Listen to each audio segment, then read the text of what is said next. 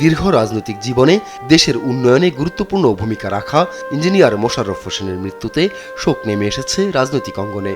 শেষ শ্রদ্ধা জানাতে সকাল থেকেই ভিড় করেন হাজারো মানুষ।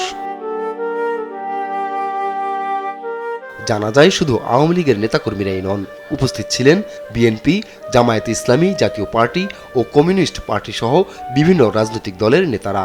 রাজনৈতিক মত পার্থক্য থাকলেও ব্যক্তি মোশাররফ হোসেন ছিলেন সবার কাছে গ্রহণযোগ্য, বলছেন তারা।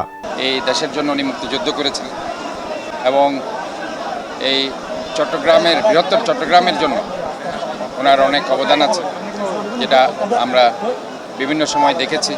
আমি চট্টগ্রামবাসীর পক্ষ থেকে শোক প্রকাশ করছি।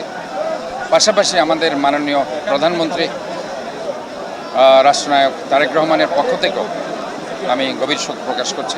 বৃহস্পতিবার বাদ আসর তৃতীয় জানাজা শেষে চট্টগ্রামের মিরসরাইয়ে পারিবারিক কবরস্থানে দাফন করা হয় এই বর্ষিয়ান রাজনীতিককে। উনি মিরসরাইকে অনেক ভালোবাসতো, বিশেষ করে মিরসরাইবাসীকে সব সময় সবার খোঁজ খবর রাখতো।